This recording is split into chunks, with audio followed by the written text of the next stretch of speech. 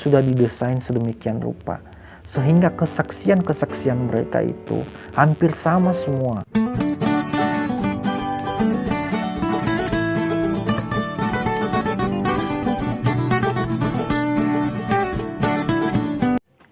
Ya, salam teman-teman semuanya. Balik lagi bersama saya di channel ini, di Ingati Channel, tentunya dengan pembahasan-pembahasan yang terbaru dari channel ini. Nah, teman-teman semuanya, di segmen kali ini kita akan menanggapi mualaf yang satu ini. Entah kenapa saya sangat tertarik dalam menanggapi pernyataan-pernyataan para mualaf ini. Nah, teman-teman semuanya, untuk lebih jelas mari kita simak dulu video yang satu ini. Saya tinggal di asli dari Cilacap, Kecamatan Sidoarjo. Tapi sekarang saya tinggalnya di Kedung Ringin, tepatnya di Kecamatan Patikraja. Keluarga saya keturunan Tionghoa, dari ayah saya tepatnya. Nah, gimana sih Ustadz proses hijrah dulu sebelum memeluk Islam? Itu kan pasti ada proses yang lumayan lama ya, tidak langsung masuk ke Islam.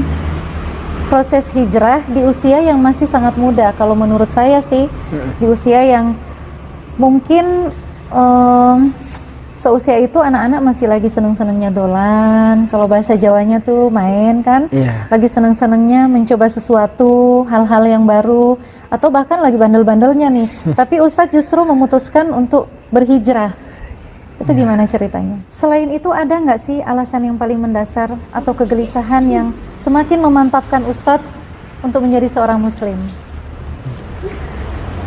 Kegelisahannya, selama ini saya bertanya-tanya, apa sih Trinitas itu? Masa ya Tuhannya ada tiga? Ada Yesus, ada Bapa, ada Roh Kudus. Nanti kalau debat gimana gitu? Saya mikirnya gitu. Terus kenapa sih kok harus ada penebus, pengakuan dosa gitu? Sedangkan kalau kita berbuat dosa kan malu gitu loh, untuk mengakuinya malu pasti. Tapi kok ini malah harus mengaku ke Romo. Romo itu kalau di Islamnya Ustadz lah ya. Ustadz gitu. Kan malu ya. Setiap orang pasti malu. Sedangkan di Islam katanya kan kalau dosa ya udah ditutup aja, nggak usah dibuka-buka, aib. Karena betul. Itu termasuk aib. Nah, kok malah di Katolik ini malah ada acara pengakuan dosa gitu setiap tahunnya. Dan nggak jelas juga kan kalau kita mati kemana, kita mau ke surga apa ke neraka, itu nggak dijelaskan di situ. Nah, itu tadi videonya kawan-kawan. Dan seperti yang telah kita ketahui bersama bahwa saudara kita ini berasal dari Kristen Katolik ya sebelumnya, dan pada saat ini beliau telah pindah agama dan menjadi seorang mualaf atau pindah ke agama Islam. Nah, kawan-kawan semuanya, apa yang perlu kita komentari dari video saudara kita ini adalah mengenai kesaksiannya atau alasan-alasan dia kenapa dia meninggalkan agama dia sebelumnya. Ya, tadi kita tahu bahwa ada narasumber di situ, dia bertanya kepada saudara kita ini, kenapa Anda meninggalkan agama Anda sebelumnya? Lalu saudara kita ini menjawab, dia mengatakan bahwa dia heran ya, kenapa di agama Kristen mereka menyembah tiga Allah atau tiga Tuhan. Nah, saudaraku yang diberkati Tuhan, mengenai masalah ini atau masalah Tritunggal ini pernah saya bahas di video saya sebelumnya. Pernah saya katakan bahwa orang Kristen itu tidak pernah menyembah tiga Allah atau tiga Tuhan.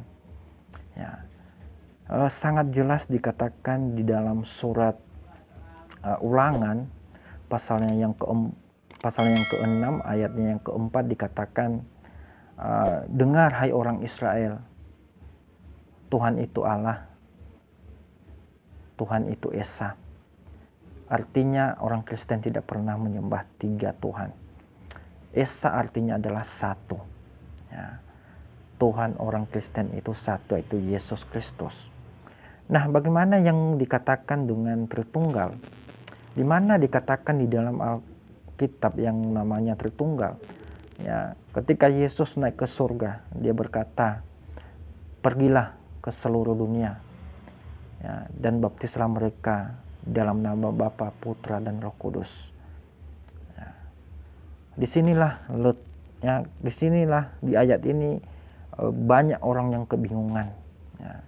Dan mereka selalu menyerang kekristenan bahwa di dalam agama Kristen itu, ya, mereka menyembah 3 Allah. Tetapi ternyata tidak benar, ya. Tidak benar demikian. Saya berikan contoh, ya. Saya ilustrasi pribadi saya. Inilah tubuh saya, ibaratnya saya adalah Bapa, dan suara saya adalah firman, ya. Dan firman itu telah menjadi manusia, yaitu Yesus Kristus, itu yang dinamakan Putra, dan Roh Kudus itu adalah roh saya. Apakah roh dan firman dan tubuh saya bisa dipisahkan? Tentunya tidak bisa. Artinya Bapa, Putra, dan Roh Kudus tidak bisa dipisahkan. Mereka tidak bisa berdiri sendiri. Ya. Bisa dikatakan bahwa 3 pribadi dalam satu hakikat, yaitu Allah itu sendiri. Jadi sebenarnya saudaraku, ini sangat mudah sebenarnya kalau kita belajar dengan sungguh-sungguh dan minta petunjuk dari Roh Kudus. Ya, tetapi kalau kita hanya menyerang saja, ya, dan tidak mau memahami isi firman Tuhan, maka seperti ini yang terjadi. Ya. Untuk lebih jelasnya lagi nanti bisa tonton video saya sebelumnya, ya, bisa dicari di situ. Ya. Nah, apalagi yang mau kita komentari dari saudara kita ini? Tadi dia mengatakan bahwa di agama dia sebelumnya, dia sering mengaku dosanya kepada para romo atau kepada para pendeta. Sebenarnya kata dia ini aib, ya, dan seharusnya aib itu tidak bisa dikasih tahu atau diungkapkan kepada siapapun, karena itu adalah aib. Itu menurut agama Islam. Tetapi di Kristen tidak seperti itu. Logika sederhana saja. Saya mau katakan, bagaimana mungkin Tuhan bisa mengampuni Anda ketika Anda tidak mengakui dosa Anda kepada Dia? Ya. Bagaimana Anda bisa mengampuni kesalahan anak-anak Anda ketika anak Anda tidak mengakui kesalahannya? Ketika dia tidak memberitahu kesalahannya, bagaimana Anda bisa sebagai orang tua bisa mengampuni anak-anak Anda sementara Anda tidak tahu kesalahannya? Dan sangat jelas di dalam Alkitab, ya, dituliskan di 1 Yohanes pasalnya yang pertama dan ayatnya yang ke-9 dikatakan begini. Jika kita mengaku dosa kita, maka Ia adalah setia dan adil, sehingga Ia akan mengampuni segala dosa kita dan menyucikan kita dari segala kejahatan. Jadi saudaraku yang sudah mualaf, ya, ketika kita mengakui dosa kita kepada para romo atau kepada Tuhan, ya, sama saja. Maka Tuhan itu adil dan setia. Dia akan menyucikan semua kejahatanmu. Dia akan mengampuni dosa-dosamu. Ya, itu ajaran yang sebenarnya. Ya. Jadi jangan Anda katakan bahwa ajaran Kristen tidak masuk akal. Justru yang di sebelah sana yang tidak masuk akal. Ya. Masa aib kita, dosa-dosa kita tutupi untuk apa? Ya, bukankah Tuhan itu adalah Allah yang Maha Tahu? sekecil pun Anda sembunyikan, sekecil pun dosa Anda sendiri Anda sembunyikan, maka percayalah Tuhan pasti akan tahu. Ya. Anda tidak bisa bersembunyi dari murka Tuhan ketika Anda melakukan dosa. Jadi sebaiknya Anda memohon ampun atas dosa Anda. Nah, terus yang ketiga yang mau kita komentari adalah, ya, saudara kita ini bingung, ya, ketika kita meninggal di Kristen, ya, kita kemana? Ya, apakah kita di surga atau di neraka? Tetapi kalau misalnya kita pelajari, ya, di dalam Alkitab, kita buka Alkitab ini, kita baca, ya, sudah ada di sini semuanya lengkap. Ya. Kita bisa lihat di Yohanes pasalnya yang ke-14 ayatnya yang ketiga, di mana firman Tuhan berkata, dan apabila aku telah pergi ke situ dan telah menyediakan tempat bagimu, aku akan datang kembali dan membawa kamu ke tempatku, supaya di tempat di mana aku berada, kamu pun berada. Jadi saudaraku yang diberkati Tuhan, Anda jangan khawatir ketika Anda meninggal, ya,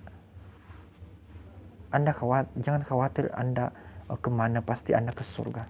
Ketika Anda percaya bahwa Yesus itu adalah Tuhan, ya, maka percayalah bahwa janji Tuhan itu ya dan amin. Ya. Saat ini Tuhan sedang bekerja menyediakan tempat bagi kita, bagi orang-orang yang percaya, bagi orang-orang yang setia kepada Tuhan. Ya, jangan pernah ragukan setiap janji Tuhan, karena janji Tuhan itu tepat pada waktunya, ya dan amin.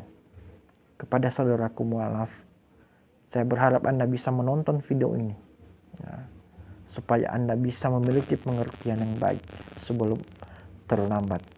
Ya. Ya, para mualaf ini, ya, aneh-aneh saya rasa, ya. Nah, sepertinya orang-orang ini sudah didesain sedemikian rupa sehingga kesaksian-kesaksian mereka itu hampir sama semua. Ya.